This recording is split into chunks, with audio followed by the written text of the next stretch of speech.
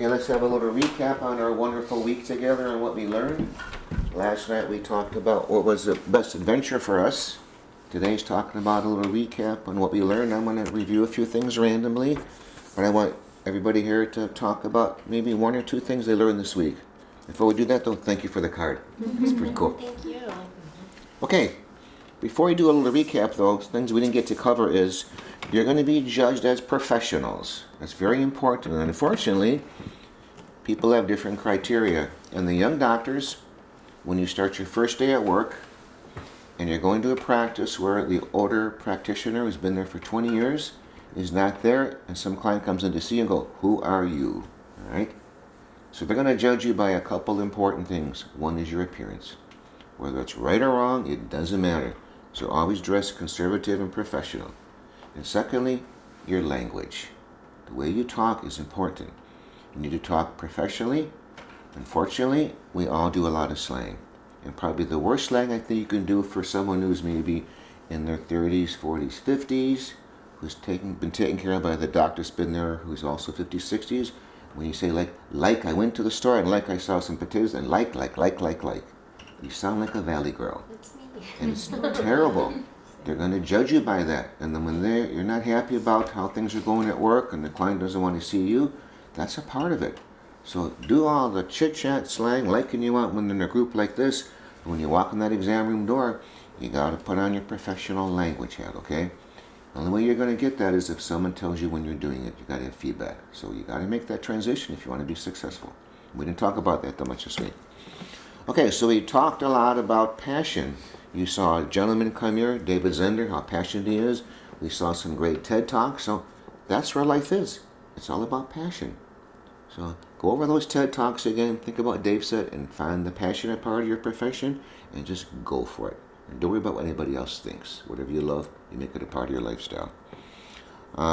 Dave said something good about his religion. Remember what he said, his religion, what it is?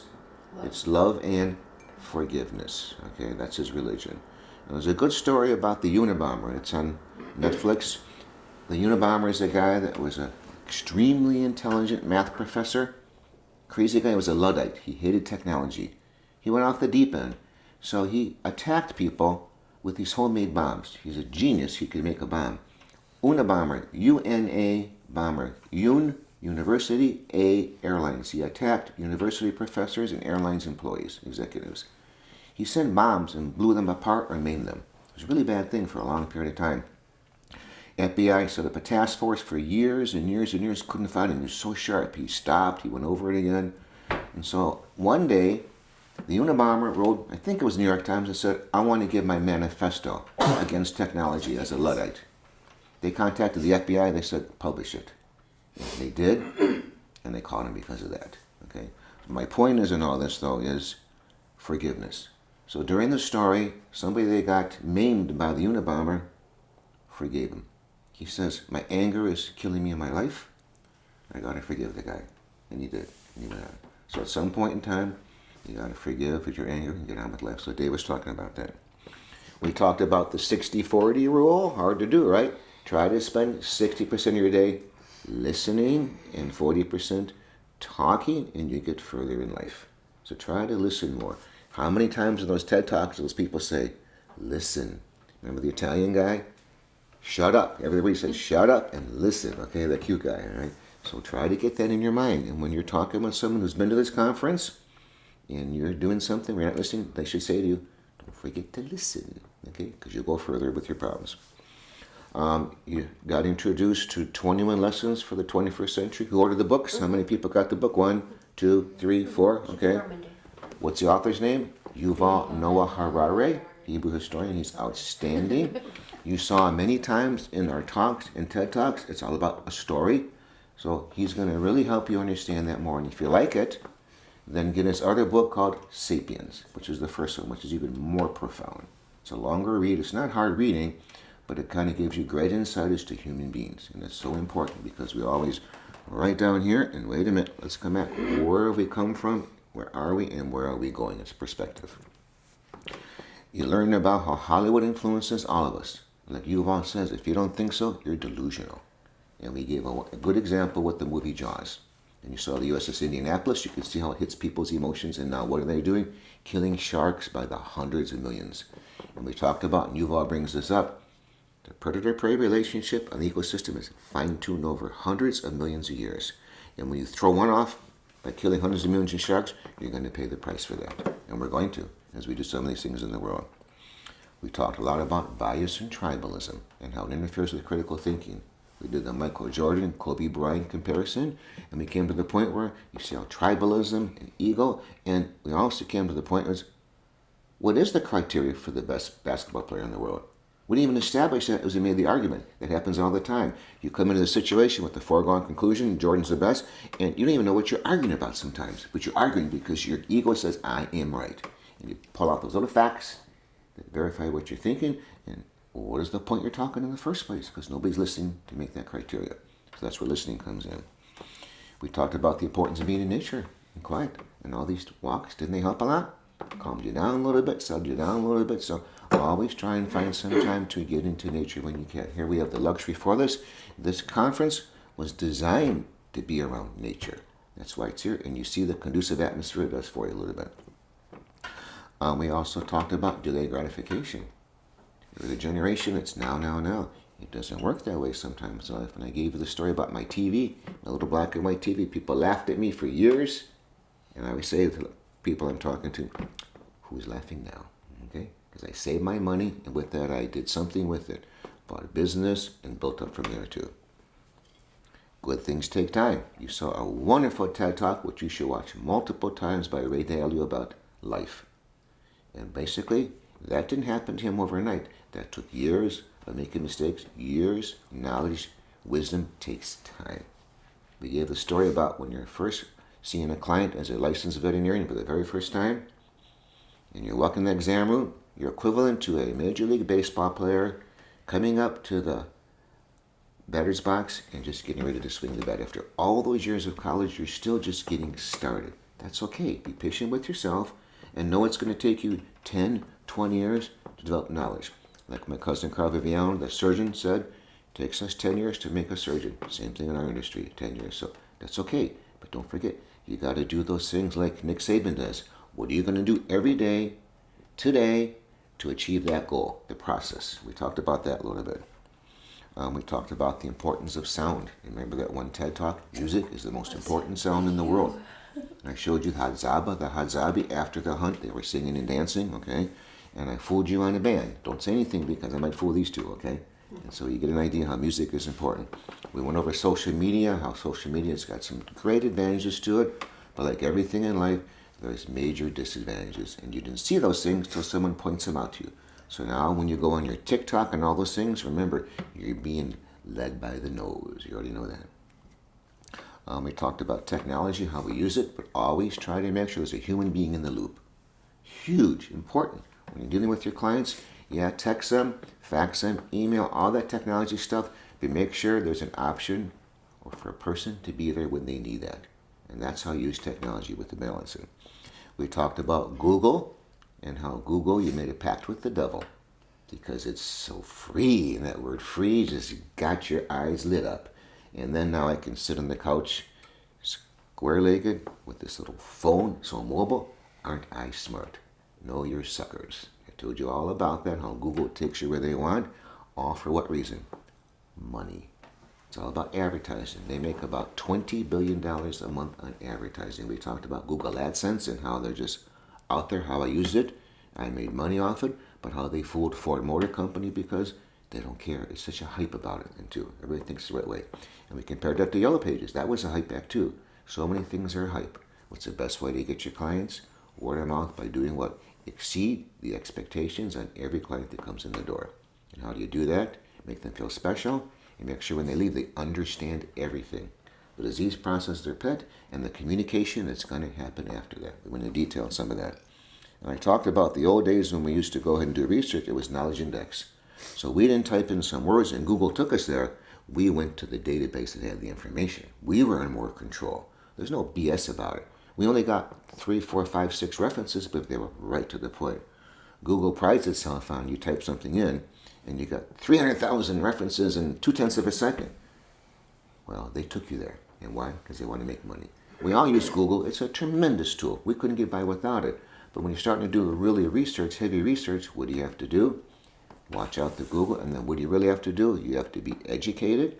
It's a highly technical word. You have to have experience working in that industry, in that arena. You saw Erica Chang on Theranos. You saw me with Dr. Thorson. Unless you do that, you saw me talking about the wolves in Yellowstone. Unless you do that, your opinion is not very valid. So be very careful about thinking, I know what's right, based on something you read, based on your foregone conclusion, where they took you with your confirmation bias to where they wanted to take you. And you think everybody thinks this way. No, they don't. Only you do, because they made money off you. They got trained psychologists that know more than you do about yourself because of big data. So be very careful about being so, I know it's right. You all had a copy of the article, Learning Organization, about nonstop learning. That's the key. You're just starting on your career. I'm 44 years into it. I'm just starting to learn. Okay, it's a long-term thing. There was a car company, it's still around now, Lexus. When they first started, their slogan was the relentless pursuit of perfection. They wouldn't stop. So you guys should be the relentless pursuit of knowledge. Okay? You instill that in your career, you're going to go very, very far. If you think once you do something, you got it down, always look for new ways. Remember the cherry eye example? We did that surgery for decades, and all of a sudden we realized it wasn't the right way. It's always pursuing a better way, and you're going to find the old way is good sometimes, and sometimes it's not. And I always find it interesting when we get externs come into us, and they'll talk about this new treatment modality on some therapy or diagnostic is something we did 25 years ago. Okay, how sometimes things go full circle. Sometimes it's interesting. You heard some quotes from some people, and the best one is Carl Osborne, University of Minnesota, started the Urla Center, and his best one is, remember, try to be a candle sometime. Instead of being a mirror to reflect knowledge, try and be a candle to generate knowledge sometimes. And remember, his motto is to learn a living. It's always about learning. There's so much to know on this planet. We talked about context. We gave examples of black and white things, murder and rape, and you found out, depends on the context, doesn't it? How things can change in your mind. And again, don't be so adamant about, I know what's right, this is black and white, because nothing is really black and white. It's a state of mind. It's a context. We talked about the importance of trust. We didn't go over some of the TED Talks on trust. There's multiple good ones I'm going to send to you. And the best part of trust is what we did this weekend. We got together. We became vulnerable. We were a team. And we trusted each other. Okay? And that's crucial. Your integrity. To say what you mean and mean what you say at work is crucial. Your staff goes on every word you say. Be very careful about saying things flippantly, because that hits them hard. They have a lot of pride. So when you have a staff member that does something incorrectly, you judiciously, in private, don't attack them. Talk about what they did.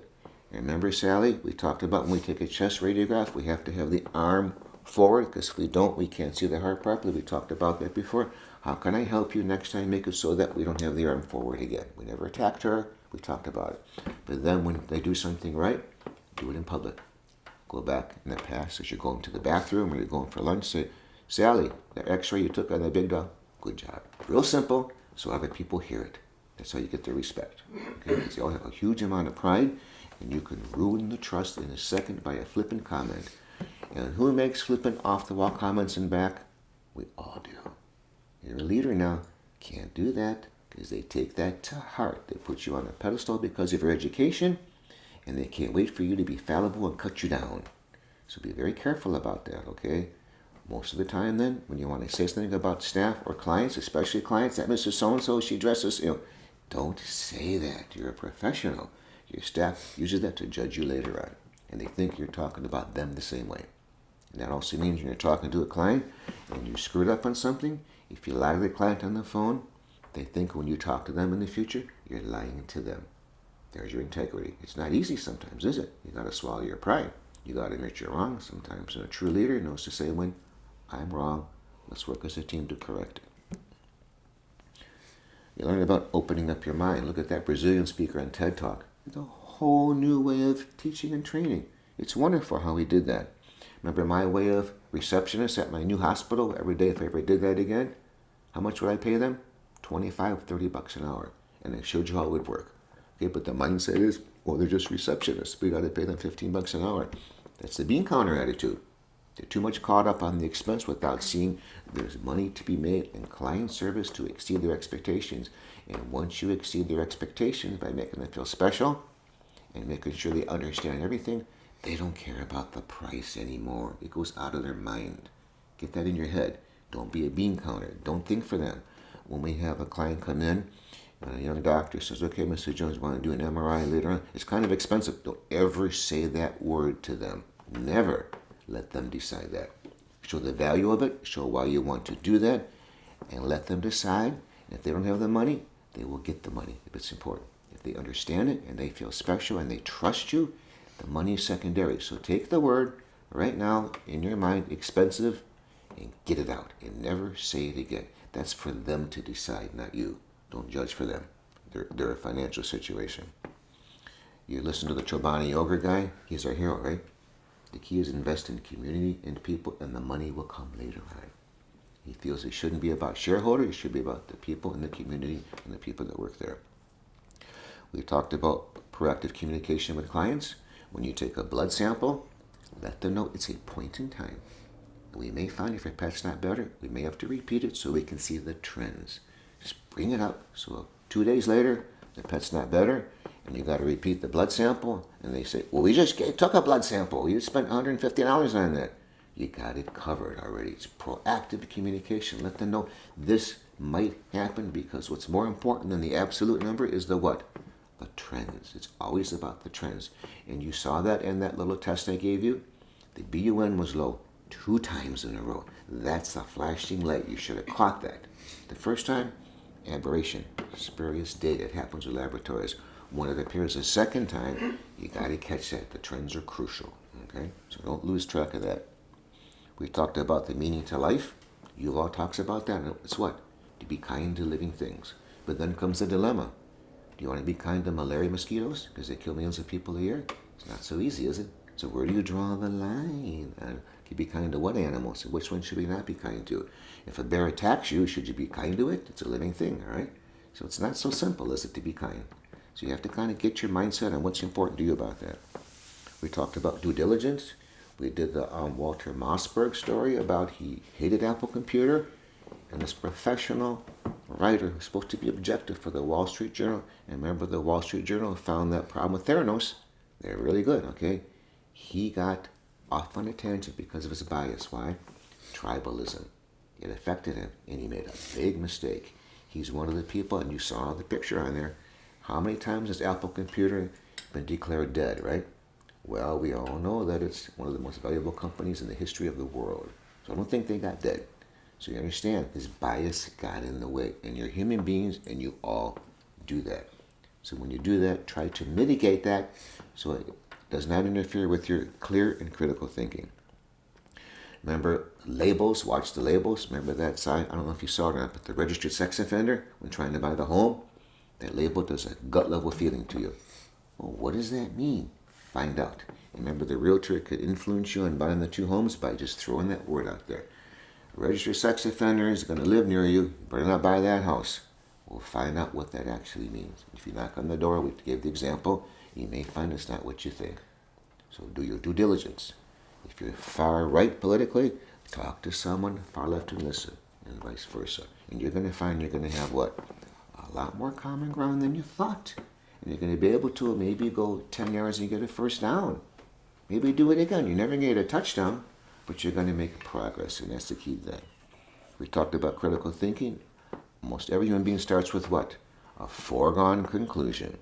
Then they use anecdotal information. I heard that someone, he didn't wear a seatbelt, he had an accident, he survived. Oh, I'll need to wear a seatbelt. That's anecdotal information. And then what do we all do? We cherry pick the data, ignoring everything else that fits our story. That is not critical thinking. Critical thinking is using the best available information to make the best possible decision at the time, based on the evidence. The evidence is never perfect. I gave an example with the FBI collecting data, right? Along the way, the FBI's got all this great data. Well, how did they generate it? And we talked about evidence-based medicine with that author in Vet Practice News. You should access him. He's good. He's critical thinking. He's evidence-based. And we talked about how Palazzolo probably shouldn't be used for these dogs with acute diarrhea. Because many times if you do nothing, what will happen? It will go away. So you got to find that situation in your mind about that. They have evidence that says it's not needed. But if I tell my doctors that, don't use Palazzolo anymore because for diarrhea, they're going to go, What are you, crazy? Of course I'm going to use it. I've always used it. It's been fine. The clients want that. So the client's going to put pressure on that now for that. So it's not easy to institute evidence-based medicine and critical thinking when you have all these traditions and standards. And then we also talked about when it comes to these critical thinking, make sure you take in all the factors in the decision. That takes time. It takes collaborating. It talks generating ideas. It talks meeting with people. And then you realize all these factors. Then you can start making your decisions. Ideas, collaboration is crucial. We did that this week. We had some ideas about coming to California. Ideas now with the car. Now there's a potential driver for the car. It's generating ideas and talking with trust and collaborating, and the answer to your problem starts coming out. But that takes time. The day you guys went to Mackinac, we had the plan to do the bonfire. The night before, it dawned on me, after thinking and thinking, what's the best plan, making everybody happy, the weather, me, everything, I go, that's too much for them that day. It turned out that was the right decision. You guys were beat after that. Okay? That comes from experience. I've been to Mackinac before, once or twice. So you need someone around who's got experience. That's crucial. In that case, I had the experience. I said, it's not going to work. They're going to be beat, and you guys were out like a light when you came. Okay, and then remember too, when it comes to critical thinking, there's always that human bias. We're all biased. We're all tribal. Understand in this situation, when is it affecting my decision? Talk with other people, get some ideas, collaborate, and then think about the best decision. That's critical thinking. And you all got fooled by me on the case. Remember, you got to watch the words. I said to you, read the FIP page. That's all I said, and nothing more than that. And you all fell for it. We all would fall for that, because you don't know what's going on. I set you up. I know that. Okay? But it was a good example of how you can be influenced so easily. And in the case, you missed some of the things that should have been there. Remember, when it comes to some of the data on the blood sample, not only what's abnormal is important, but what is normal when it should be abnormal is important. FIP cat should have high what? Gamma globulins. In 2 blood samples, it was not there. That normal was huge information for you, and you missed that too. That's a body of knowledge of the disease that takes time to understand. Takes experienced mentors to help you. Don't forget, that cat should have high globulins if it's got FIP. And the classic one is from the time that cat came in until we saw for the PCR test that was positive for FIP, that cat was over 2, 3, 4 months. He should have been what? Dead if he had FIP. That's critical thinking. You got influenced by what I said before that. We talked about common sense. I gave you some examples of what seems like such common sense. Crossing Pacific Coast Highway would make no sense for someone to do that. It makes all the sense in the world to me, because I've been there for 44 years, crossing that street, almost being hit by those cars multiple times. Remember the story about the guides in Africa? She was there to see that. This upset female elephant came towards us. The first thing you do is get the hell out of there, right? No, the first thing you do is turn off the car, make it quiet, and she calmed right down. So what's common sense to you is not always common sense for what should be done in the world. So don't forget, don't be so adamant, I know I'm right. Because sometimes you're not as right as you think, and most times you're not right at all. And remember that one TED Talk, where's the truth? The truth is the context of what you believe. And she talks about when you communicate with people, don't try and find the truth, just try to find little steps to keep on moving. That was a wonderful TED Talk about Wikipedia. That one you should listen to again too. We talked about to have a valid opinion. I mentioned about Theranos and Erica Chung because she worked there. Very important. If you're not working there, you understand the technology, you're not educated, don't make a comment. My mother, years ago, did volunteer work at a hospital, a huge hospital, just helping bring in things to the sick patients. She listened to the nurses, all the scuttlebutt, all the gossip. She was there for 30 years. She got an award. It was great. It was wonderful for my mom. So then every once in a while, some of her very tight friends, and they got a lot of friends, would call her, my son needs to have an orthopedic surgery. What have you heard about Dr. So-and-so? And she'd give an opinion. I say to her, you have no right to give any opinion. Unless you're an orthopedic surgeon, in the surgery room watching that surgeon do surgery, you don't know what's going on.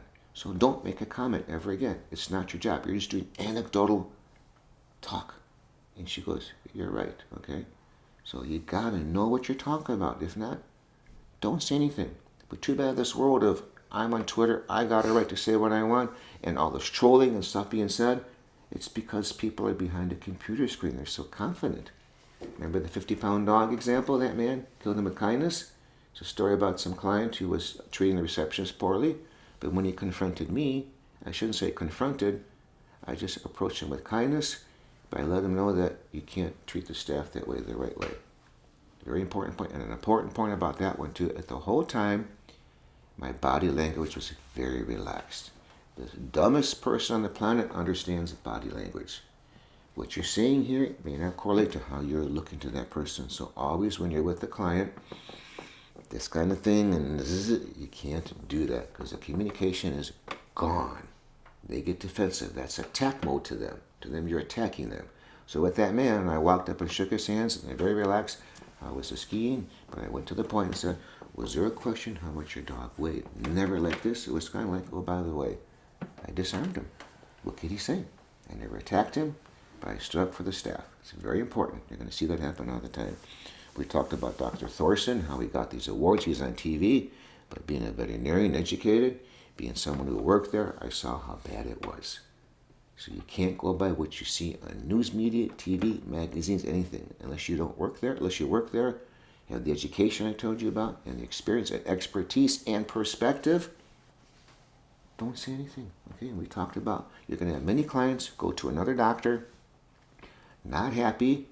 They're coming in with their story to validate their opinion, whether it's right or wrong, whether the facts are there. It doesn't matter to them. It's their story.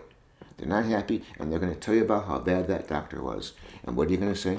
Thank you very much. I appreciate the input. Let's take care of your problem today. And never say a negative word about another doctor for two reasons. One is the client's probably wrong. And secondly, you may get a phone call from that doctor, and you got some legal trouble too. They'll get very upset when you badmouth somebody when you weren't even there in the first place. So just basically take two words out of your vocabulary. Expensive, and second is criticism of another doctor. Unless you were there to see the situation. Important. We talked about technology. It's going too fast. You got to know when to slow it down so you can absorb the information that's going on. A couple ones we didn't talk too much about. Less is more. And you got a great talk on paradox. Remember that guy? All these decisions we have now, it's making it worse for us. So think that through when you do something. He gave some good insight into how we can be unhappy with paradox. And then I sent you the TED Talk on 3 ways to increase your luck. You guys had that one right? She's a Stanford professor. It's not just luck. You can increase your luck. And you have that already. You can read that again. That's the recap for the week now. Very fast, very superficial, mishmash, but we talked about all those things. So I'll let everybody spend a minute or two giving feedback on what you learned for the week. You're closest. You want to start? I learned a lot about what it means to have an open mind. I think I have an open mind. But when you look at the details, when you look at the things, assumptions that you make, I'm realizing that I don't have as much of an open mind as I thought I did. So learning what it really means to have an open mind, that was the most important thing for me. I was really mind blown by the FIP case, so I learned to keep investigating and not assume. What I learned is to be patient. I'm a very impatient person. I want things to happen now. So being patient is what I really learned. So far, what have you learned in the half a day you've been here? In the half a day I've been here, just to keep an open mind, observe everything that's around you, and always be willing to learn. Good. That's a good one. Here we go now. No, I got to keep it short. But yeah, about bias, like how do you let what you know already influence your decisions, and how your environment is going to make you think something is in a way that when probably it's not that way. So you will have to go again, have an open mind, and try to incorporate more things into what you already know so you can do better. Amy? To never give up. In my second career, to be patient, keep an open mind, learn, listen, and never ever give up, because if you're passionate about something, you can do anything you want. I would say for me, the two things that I most learned was open-mindedness. Instead of focusing on if somebody has a different opinion or if they have a different knowledge about something that you think you know all about, you have to make sure that you keep your mind open, because you may be wrong about what you thought was the facts the whole time. It could be wrong, and you have to make sure, instead of it bruising your ego, try to expand your knowledge and see it as a way to grow instead of be hurt. And also delayed gratification I learned a lot about because I really wanted to go to California and study abroad and everything, but I guess this year just is not my time, and I have to remember that everything happens for a reason, and it's going to be my time at some point, and it's never going to be as good if you get things immediately versus if you have to wait for them a little bit, so you appreciate more. That's a good point. You've been with me before. Yeah, keeping your head up, looking around, being observant. When we go out and hike, the only way you're going to see anything or do anything is if you're not looking at your own feet on the ground and just focusing on yourself. And I think that applies to more than just going on a walk. It's just life. Seeing past your nose, it's life then too. Most obvious said the word open-minded. That's the key. Okay, let's play your game now. All right then. Okay, time for some games. All Okay. right then.